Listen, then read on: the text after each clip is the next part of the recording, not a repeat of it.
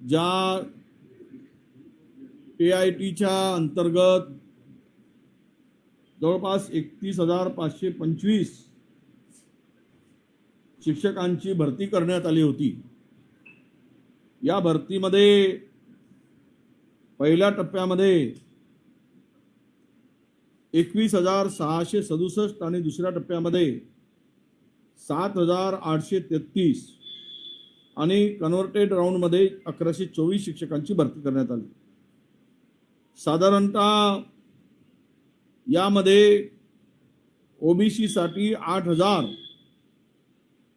जागा किमान त्या ठिकाणी नियमानुसार वाट्याला येणे आवश्यक होते। परंतु महाराष्ट्र सरकार मागासवर्गीयावर कशा पद्धतीने अन्याय करते, शिक्षण विभाग आणि शिक्षण विभागामध्ये असलेले काही नालायक अधिकारी, उच्च पदस्थ अधिकारी हे पूर्णतः महाराष्ट्रातील मागासवर्गीयांना वाटाण्याच्या अक्षता लावून त्यांचं आयुष्य उद्ध्वस्त करण्याच्या मागे लागले आहे। त्याचं उदाहरण म्हणजे खरं तर कुठल्याही रिक्रुटमेंटमध्ये जागा भरतीमध्ये ओपन टू ऑल ओपन असायला पाहिजे। उदाहरण सांगायचं झालं तर OBCच्या विद्यार्थ्यांना जर त्या परीक्षेमध्ये 150 गुण मिळाले असतील आणि ओपनला 140 मिळाले असतील तर त्या ओपनमध्ये OBC विद्यार्थ्यांचं सिलेक्शन होणे आवश्यक असते। परंतु तसं न करता या विद्यार्थ्यावर किंवा या शिक्षकांवर निवड करताना कॅटेगरीच्या मुलांना कॅटेगरीमध्ये ठेवलं आणि ओपनच्या ठिकाणी ओपनमध्ये ठेवल्यामुळे साधारणतः 8,000 मागासवर्गीयांच्या जागा या इतरांनी बळकावल्या। त्यामुळे या सर्व शिक्षकांनी मिळून हायकोर्टामध्ये गेले होते।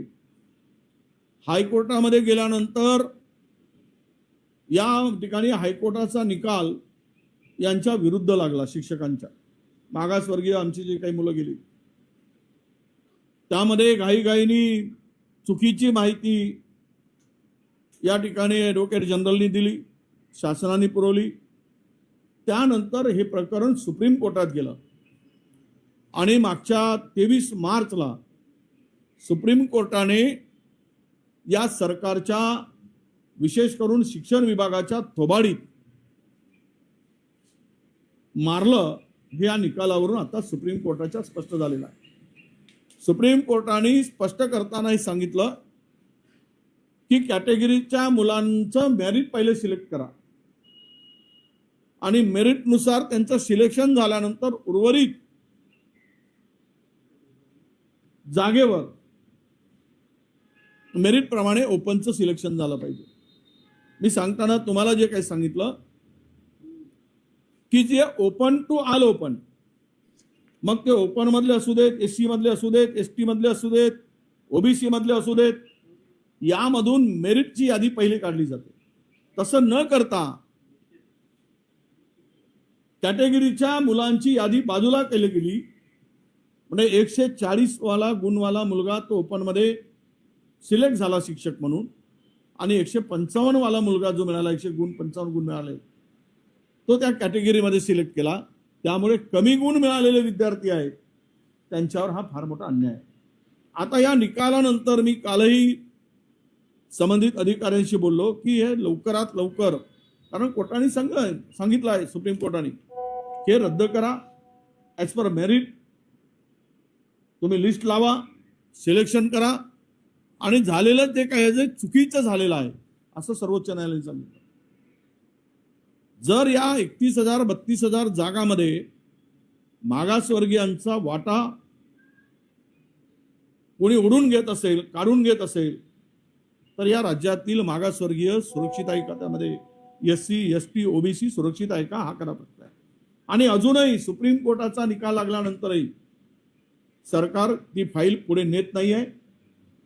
म्हणजे सर्वोच्च न्यायालयाला सुद्धा ऐकायचं नाही अशी भूमिका सरकारची मला दिसते आहे। आम्ही या संदर्भात जर 3 महिन्यामध्ये सरकारची भूमिका स्पष्ट झाली नाही तर पुन्हा आम्ही कंटेम्प्ट टाकू आणि आमच्या मागासवर्गीयावर झालेल्या अन्यायाविरुद्ध, ओबीसीवर झालेल्या अन्यायाविरुद्ध आम्ही लढू. आमच्या वाट्याची जागा दुसरे कोणी बळकावून जर त्या ठिकाणी अन्याय करत असेल आणि शिक्षण विभाग डोळे झाकून हे सगळं करून घेत असेल तर मात्र ते सहन करणार नाही. मी मुख्यमंत्र्यांनाही पत्र लिहिणार आहे आणि त्यांनाही भुजबळ साहेबांनी सुद्धा पत्र लिहिलं आहे की आमच्यावर अन्याय आहे म्हणून. पण हे एकूण जाणून बुजून मागासवर्गीयाला संपवण्यासाठी अशा प्रकारचे एक षडयंत्र आहे असं माझं मत आहे.